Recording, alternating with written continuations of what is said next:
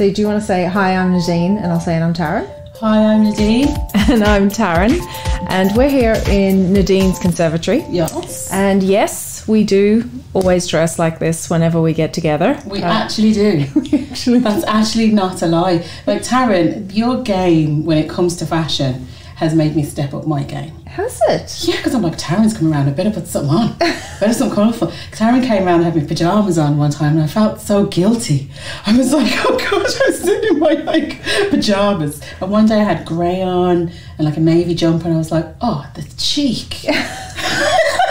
You look arrived with like rainbow colours. I'm not here to like grey shame. I'm not here to grey shame. No, it needs to be done and I appreciate it. But it's nice to be here chatting with you, my dear. It is. It's great. And we've decided that we're going to share our fireside chats. Fireside chat. And our, our friendship, our blossoming friendship. Yeah. We're going to share it with everyone. And my blossoming Sauvignon Blanc. Yeah. I'm just on the herbal tea, but whatever you're having yourself. I've got a lot to celebrate, so I'm celebrating. That's right. Life, health, success, joy.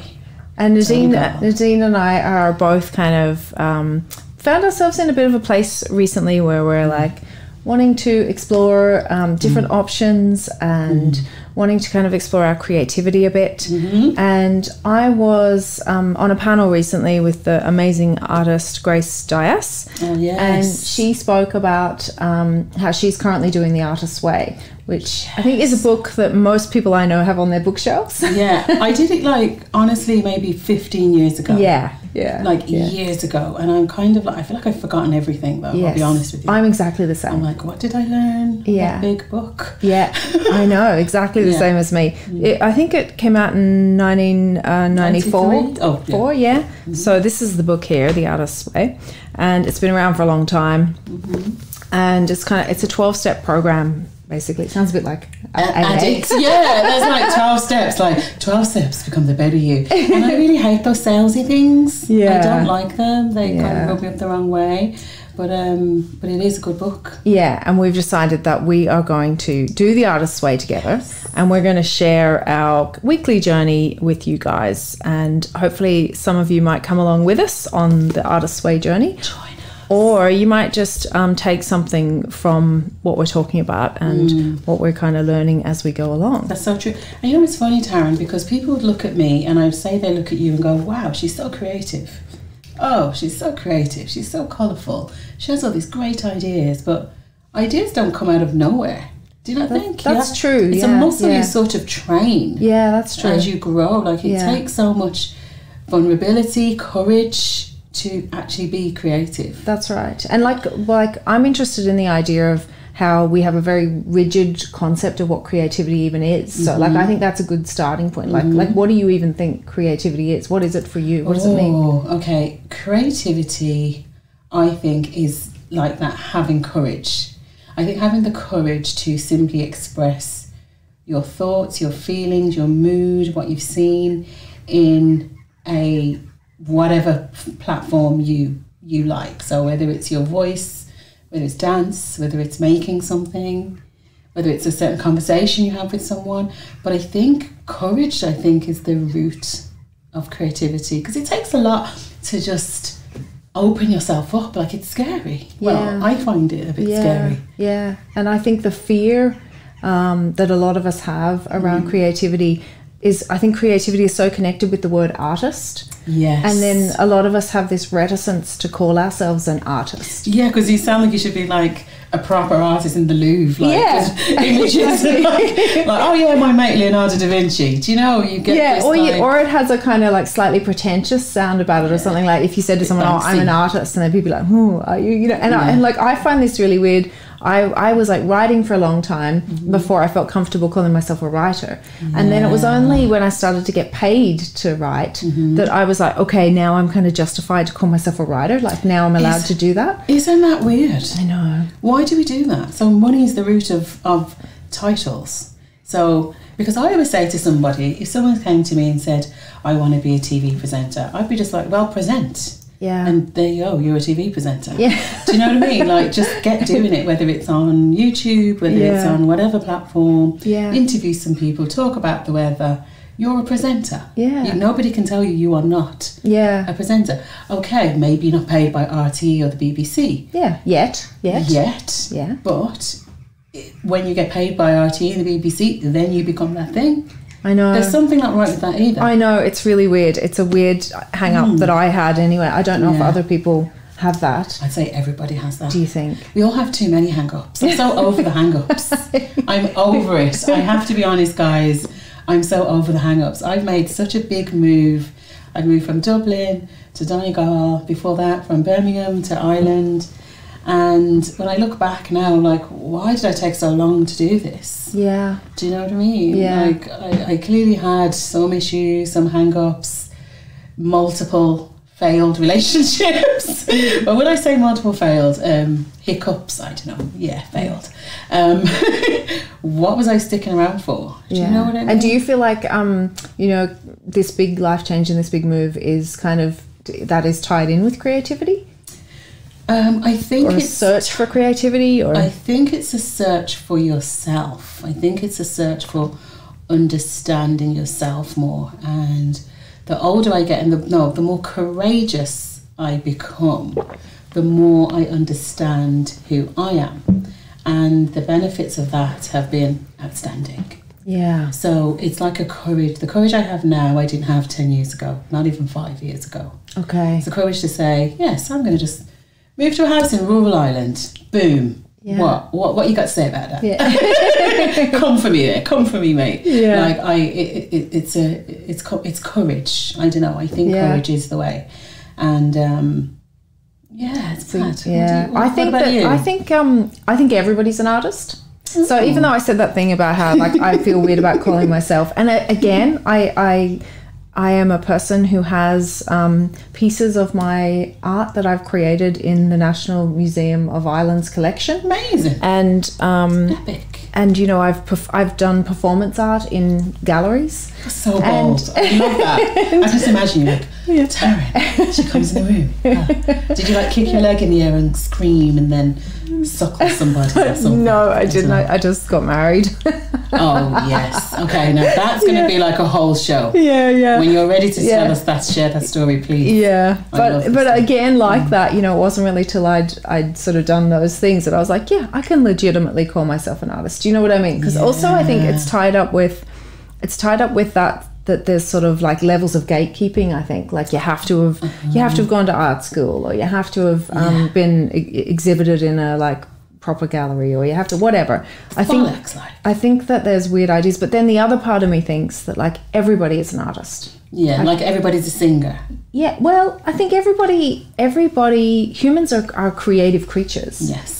And like if we look at kids and what kids are like and how inherently creative they are every day, and it's sort of like life sucks that out of you a bit. Oh my God, I have a story for you actually that I haven't told you, right? This is profoundly shocking to me. Oh gosh, profoundly shocking. Yeah, my teenage son, who told me this today. Oh gosh. And he's in a school that's quite a disadvantaged school with a lot of students who are, he's in secondary school, and he's in a school with a lot of students who might have really disadvantaged backgrounds, possibly some crime in their families, that type of situation. Yeah. And he told me today that the only piece of creative writing that he has been asked to do since he was in secondary school was an exercise where they were asked to imagine that they were in prison and that they are writing a letter to a loved one. Wow. And write a letter. Wow. And I was like, what? So they're asking you to imagine a future where you're in prison and you're writing a letter from prison to your loved one. Now, what were the circumstances? Because if this was, live the life of Nelson Mandela, long walk to freedom. Hey, look, I would understand. I wouldn't have an issue with this if there were genuine creative writing things happening in the school and happening in classes where they were actually being given write about whatever you want to write about. Write about what he in his like he's in junior cert. So in his 3 years in the school so far, the one time that he said that it was kind of like creative writing was this particular exercise. So for me, The context of how that came about, I don't know. But it isn't even that important to me because that's the only thing that he can say he was asked to do. And that is a kind of an exercise that I feel would need to be handled quite sensitively in a school with probably some children in that class. Yeah, that's like someone saying to me, oh, write a letter from the perspective of a slave or something. Yeah. I'd be like, what? I know. What the hell? Like some of those kids have like a parent in prison and, you know, I found that really, but why I'm telling you that story is I think it really speaks to the way that creativity is kind of not encouraged and it sort of gets sucked out of you as you go through the school system. Oh, schools failing kids consistently. Sorry to all the head teachers and teachers. I know you're trying your best, but I think the curriculum is not. Yeah, we're failing the children. Yeah, we're failing I just think sadly. that life kind of tries to make us conform more. Yeah, basic And bitches.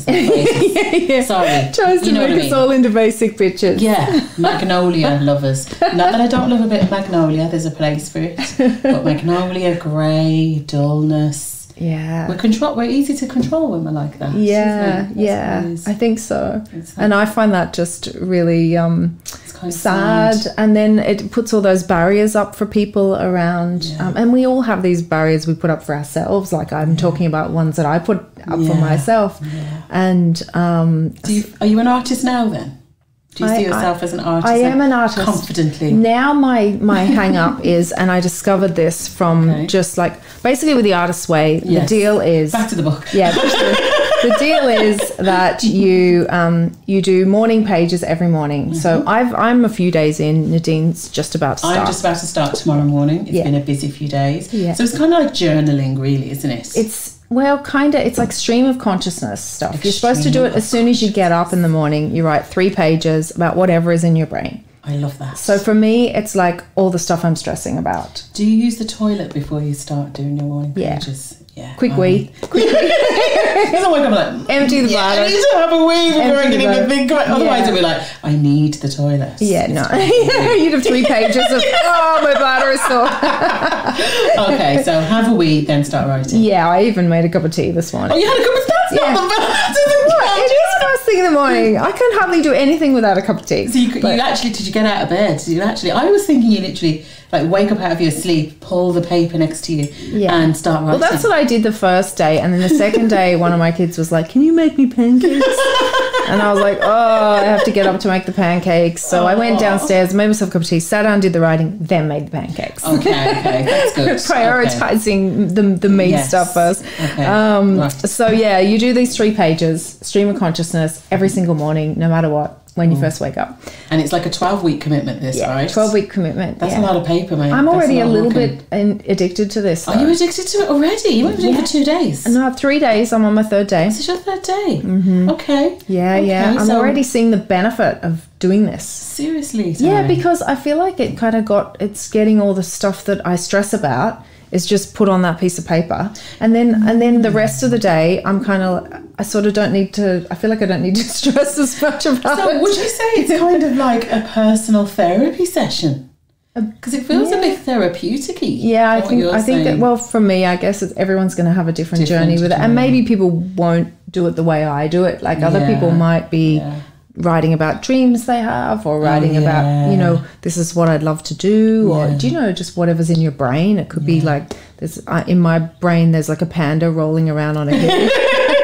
I love people that have those kind of thoughts. It could be anything. Yeah. So I'm interested to see what yours is. I know. I'm now but now I think I'm going to make it really good. No, and this is the thing, you're not meant to read it, so you're not allowed to read them back. Okay. You're not meant to read them back until after you've done it. Okay. But anyway, so your 3 pages. Okay. What's the commitment as well? Because there's a few things you have to commit to. A few basic things, yeah. The other one is the contract. You have to sign a contract. Read us a little bit about that contract again now, because it's really like you must commit to blah blah blah. Yeah. And it makes you write your name in it and stuff that, doesn't it? Yeah, you have to write your name in it, and you have to basically. It's essentially just a commitment to do the 12 weeks. Do the work. Here it is. Okay.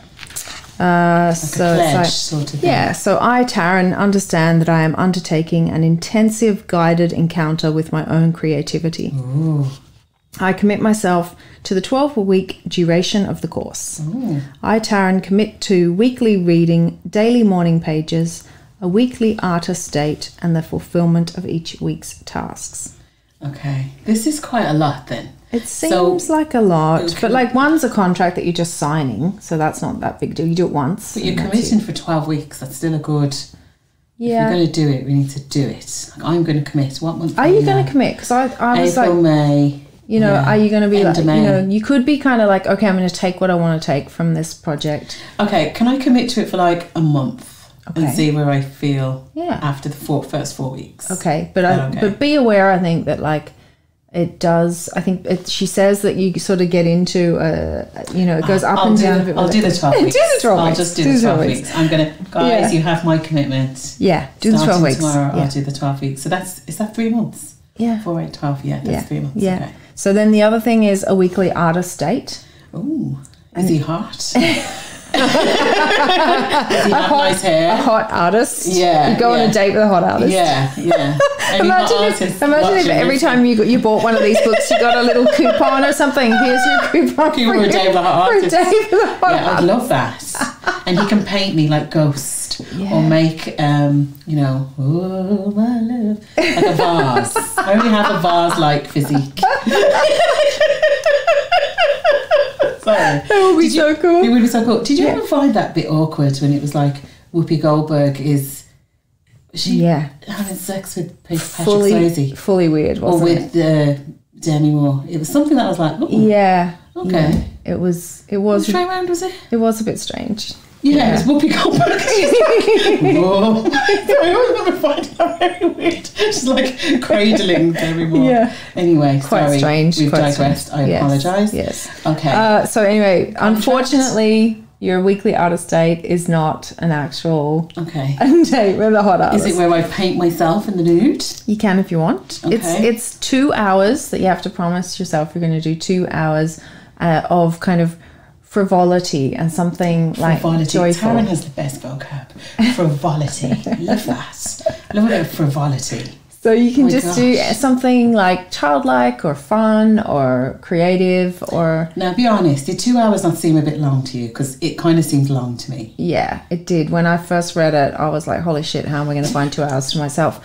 Because, yeah... What are you thinking of doing on your hot date with yourself? My hot date with myself. Yeah, well, it's about frivolity, though, isn't it? So it's just about kind of being in an energy of not having to actually kind of produce something for a goal. And so I think a lot of... Oh my gosh, that's quite hard because I'm all about being productive. Yeah. But you see, I think this is part of the trip and part of the journey, isn't it? Is that you have to like be able to get into the space where creating comes from like a playful place. Yes. And from a joy of creating rather than an outcome.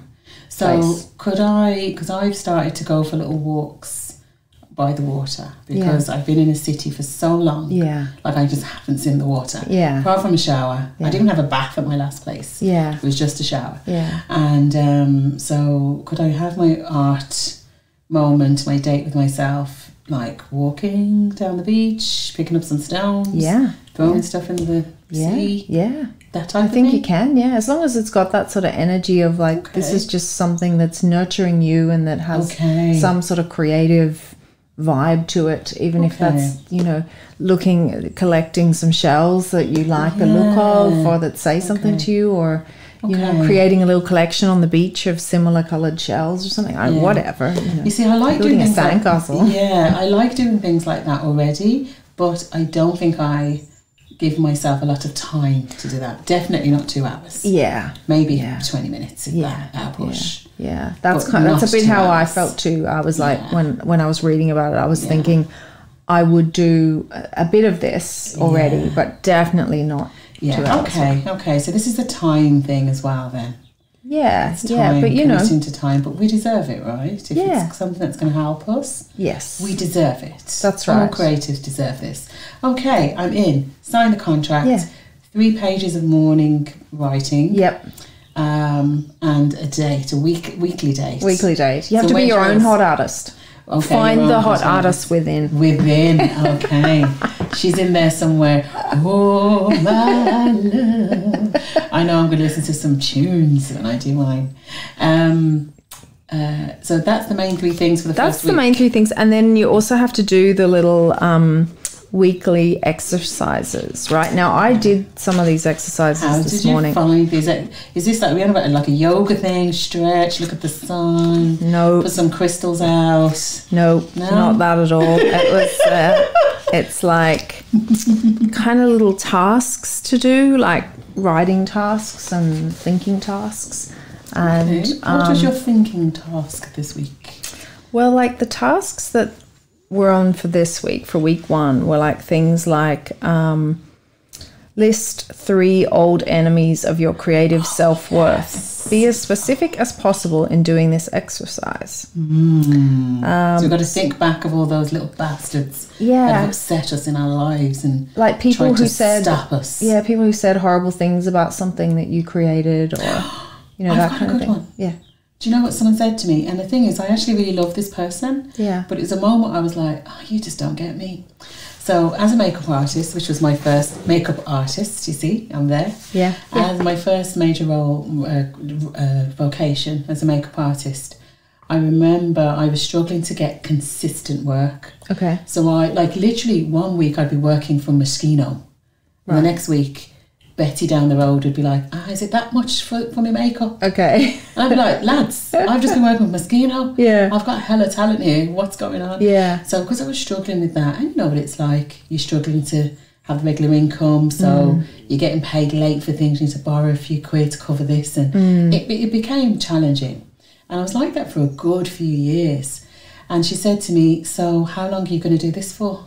How long are you going to work like this? And I remember saying to her something on the lines of, I'll do this until I work it out. Yeah. Like, this is it. As if she said to me, are you just going to try and do this different role, this new creative thing that you're doing? Right. How much time are you going to give that before you actually give it up? Yeah. And go back and do a regular so it was a bit like job. She was kind of shitting all over what you were doing. And well, I think she thought she was being helpful. Right. Okay. She honestly thought she was being helpful. Yeah. She thought she was sort of saying, but luckily I had the confidence to say, hon, this is a lifetime thing for me, because I just can't see myself going back to the sort of jobs I used to do. Yeah. And I just couldn't see, and it didn't feel right. And I was working, because I used to work for Mac, and I had a great time there.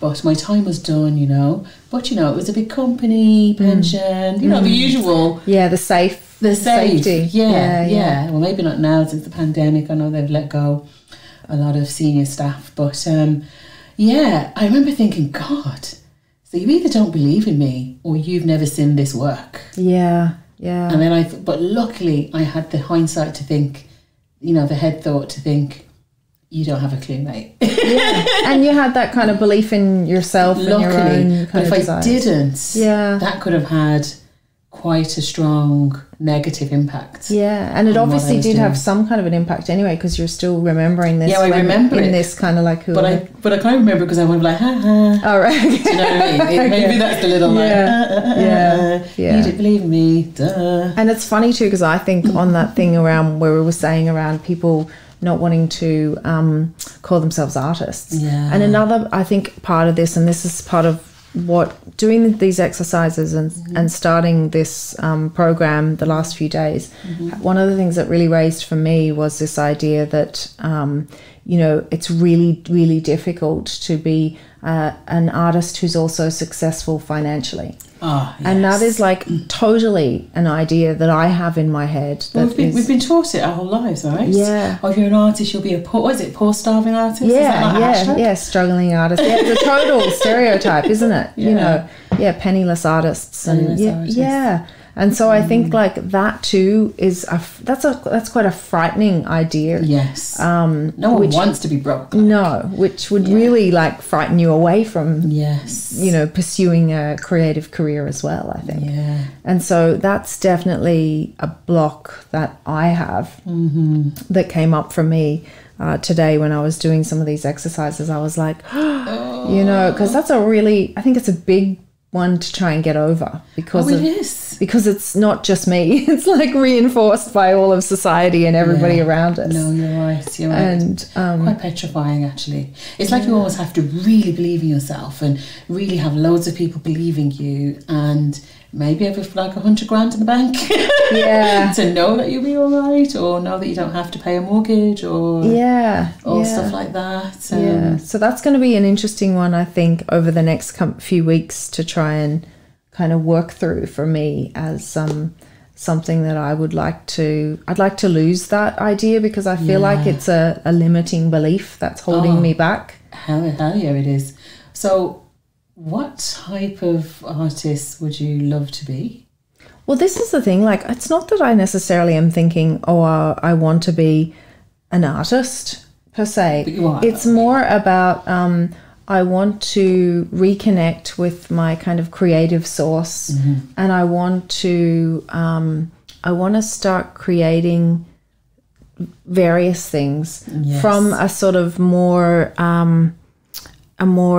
divine or authentic space. Do you know what I mean? I want to have. You are divine and authentic. Yeah, but I want to be even more divine. That's very kind of you to say. Yeah, but you are. Like, you're pretty authentic, Taryn.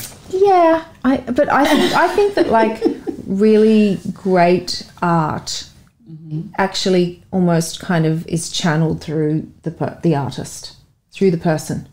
Yes. Like, I think it's like sometimes like here's an example, not that I consider my anything that I've ever done really to be really great art, but I sometimes get these like I call them midnight poems, because when I'm trying to go to sleep at night, they come to me and they literally won't let me stop until I write them down. Like, they won't let me sleep, won't let me relax until I've written them down. Okay. And you know, and to me, they're not really coming from me. They're kind of coming from something else, because I feel like I have to put this down somewhere.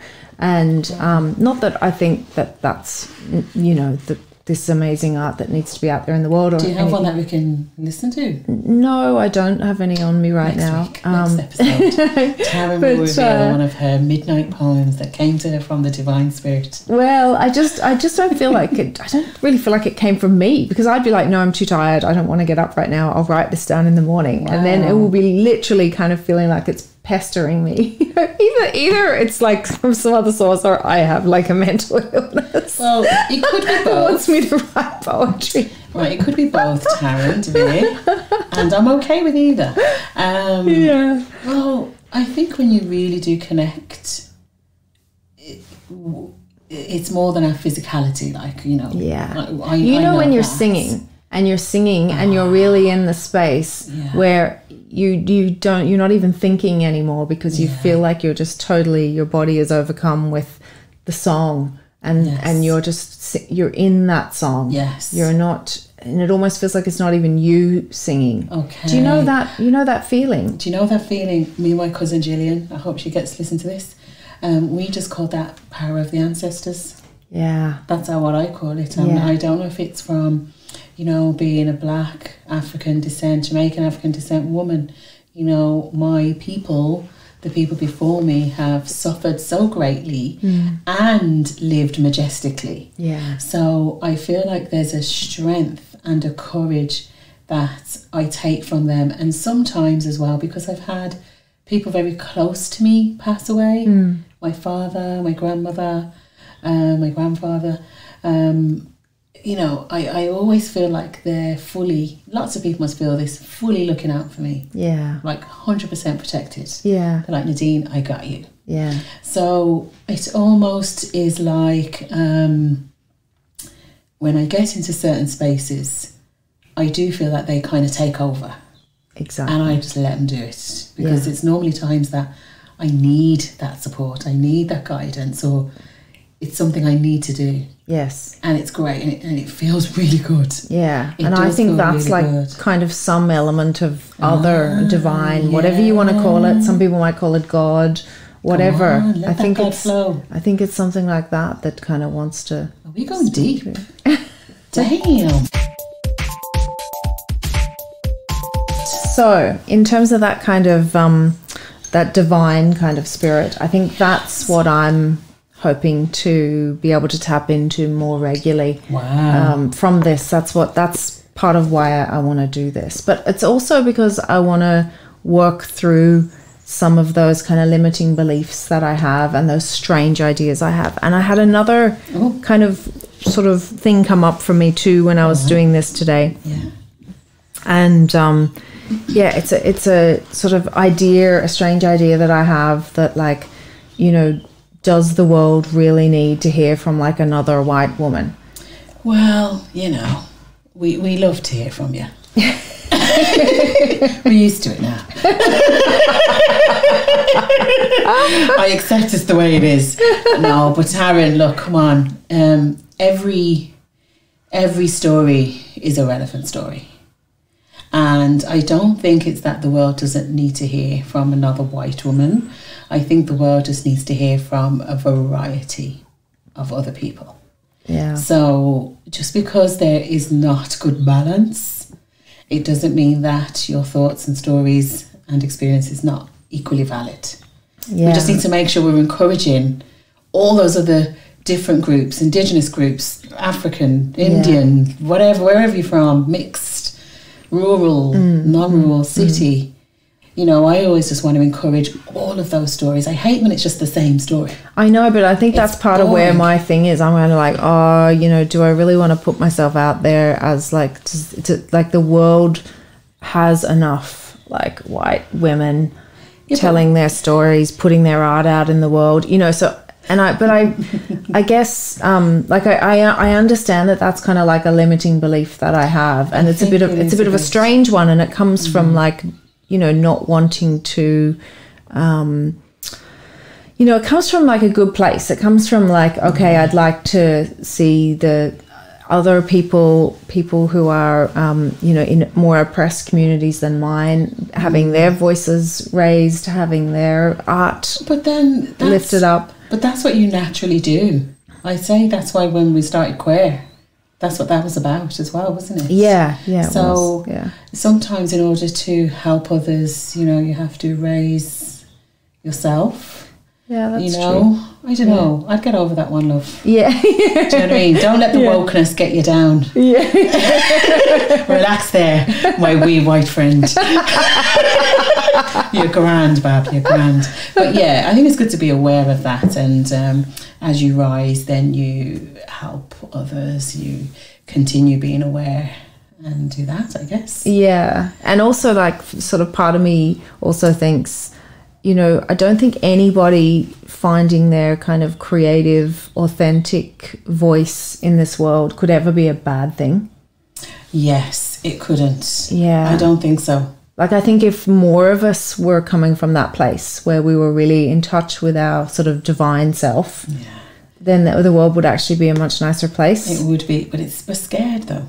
People are petrified to be themselves. Yeah. Like, to be truthfully honest, one of my artistic way goals, and it has been for the last few years, is simply learn how to tell your story. Yeah. So it's two things I asked myself when I moved to Ireland as well. I was like, well, what is your story? Because for so many of us, our whole lives, we're just kind of plodding along and we don't take stock. And if you're not a writer, or, you know, sometimes you don't even realise what your life is, you know. Yeah. Are you an Oliver Twister or an Annie? You know, is your story that kind of orphan-y story? Or is your story that, I don't know, fabulous choices, or the adventure story, or, do you know? So for me, I've spent some time kind of looking back and deciding what my story is. And that is hard, because then you're going back to your family. How was I raised? And, you know, I could tell my story as, I was raised a single parent in a city, you know, working class family. Yeah. Like, my Uncle Trevor was the first person in my family to go to university. And like, he's got a great job, and, you know, he's done really well, great family. Yeah. Doing really well, love all his kids and his wife and everything. my cousin was the first doctor in the family. It's a big deal, you know, like, whoa, there's a doctor in the family, blah, blah, blah.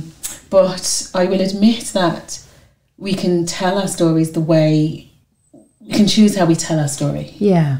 So I choose to tell my story that I was raised by a family of Jamaicans. So I wasn't raised by my father. I was raised by my mother.